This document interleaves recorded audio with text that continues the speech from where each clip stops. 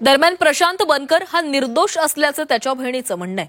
तसे पुरावे सुद्धा प्रशांतच्या मोबाईलमध्ये असल्याचं बहिणीने सांगितले. ही डॉक्टर महिलाच माझ्या भावाच्या मागे लागलेली होती आणि तसा तिनं प्रपोज केल्याचं देखील पुरावे असल्याचं बनकर याच्या बहिणीनं सांगितलेलं आहे. पोलीस तपासामध्ये सगळं समोर येईल असं देखील बनकरच्या बहिणीनं सांगितलेलं आहे. संबंधित डॉक्टर युवती ही मेंटली डिस्टर्ब असल्याचं देखील बनकरच्या बहिणीचं म्हणणं आहे. तर बनकरच्या बहिणीसोबत बातचीत केलेली आमचे प्रतिनिधी तुषार तपासे यांनी.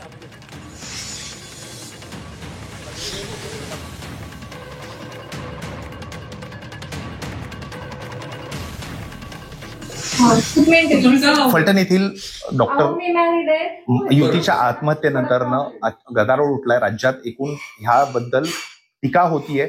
या प्रकरणामध्ये हातावर ह्या युवतीनं जे काही लिहिलं होतं त्याच्यामध्ये प्रशांत बनकर या व्यक्तीनं मानसिक आणि शारीरिक छळ केल्याचं तिनं त्याच्यामध्ये नमूद केलं होतं. खरं तर काय नेमका हा प्रकार आहे, कारण ज्या घरात ती राहत होती त्या घरात मी आत्ता आहे आणि या ठिकाणचे जे घर मालक आहेत त्या प्रशांत बनकरच्या ज्या बहीण आहेत ते माझ्यासोबत आहेत. आपण त्यांच्याशी बोलूया. ताई, काय सांगाल, काय नेमकं म्हणजे हा प्रकार आहे, म्हणजे त्यांचं प्रशांत बनकर बरोबरच काय संबंध होता, काय समोर आलं तुमच्या? सर, म्हणजे 1 वर्षापासून त्या राहत होत्या आमच्या इथं आणि आम्ही म्हणजे माझी बाकीच्या बहिणी भाऊ आम्ही सगळे त्यांच्याशी एवढं क्लोज होतो की ती आमची बहीण असल्यासारखं, आई वडिलांनी मुलगी असल्यासारखं तिला, कारण आम्ही कोण नसल्यामुळे ते असल्यामुळे मुलीच्याच वयाच्या असल्यामुळे मुलीसारखं ही केलेले सांभाळलेले आणि एवढं रिलेशन होतं की ती दीदी म्हणायची, माझ्या दोन्ही भावाला दादा म्हणायची, आम्ही सगळे त्यांना मॅडमच म्हणायचं, माझे भाऊ पण. आणि माझा जो भाऊ आहे प्रशांत, तो जास्त इथे येत नव्हता. तो मुंबईला म्हणजे आहे ऑफिस आणि पुण्यामध्ये असतो. तर त्याचं आमचं जेवढं कॉन्टॅक्ट आहे सगळ्यांचं तेवढं आतापर्यंत त्याचं नव्हतं. पण काय झालं, मागच्या मंथमध्ये त्याला डेंग्यू झाल्यामुळं तो इथं आला होता. त्याची ट्रीटमेंट मॅडमने केली होती. त्यावेळेस त्यांची ओळख झाली, त्यावेळेस नंबर घेतला होता. 8-9 दिवस तो इथं होता.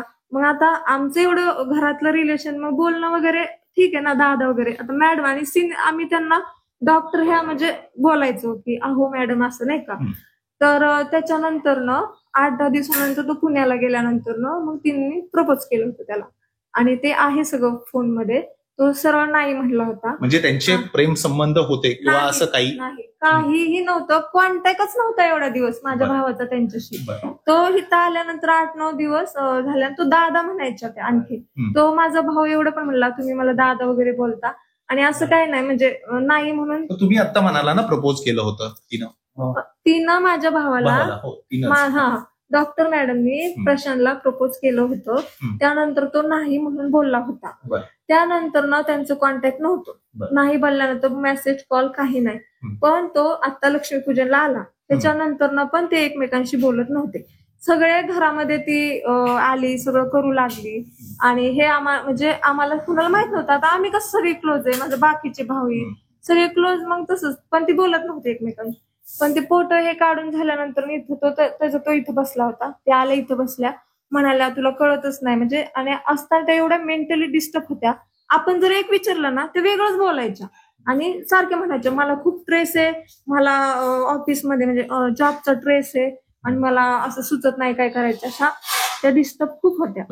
काय त्रास होत होता हे कधी सांगितलं आणि विचारलं तर म्हणायचं नाही ऑफिस मधल्या. मी खूप मागच्या वेळेस आली तेव्हा पण विचारलेलं आणि प्रशांतला त्या सांगत होत्या ना ज्यावेळेस इथं की तो म्हणाला मॅडम तुम्ही व्यवस्थित बोला. त्या म्हणल्या तुला कळतं का असे फोटो काढतात का. त्यांचं बोलणं खूप रुटली होतं त्यावेळेस. तो फक्त म्हणला मॅडम प्लीज असं बोलू नका, मला आवडत नाही, एवढंच बोलला. मग म्हणाला मी ऑलरेडी खूप टेन्शन मध्ये, माझी मनस्थिती काय मला माहिती, मला खूप दबाव आहे, अशा त्याला बोलल्या. तो म्हणाला मॅडम ठीक आहे तुम्ही बोलताय, पण म्हणजे ट्रेस वगैरे ठीक आहे, तुम्हाला काय ते सांगा ना. मग नाही म्हणल्या तू असं मला बोललास का. त्यांनी तेच लावून धरलं, तू बोललास का मला असं संबंध काय. म्हणलं मॅडम मी फक्त एवढं बोलले, त्याबद्दल सॉरी बोलले. हे सगळं आहे मोबाईल मध्ये पण आहे.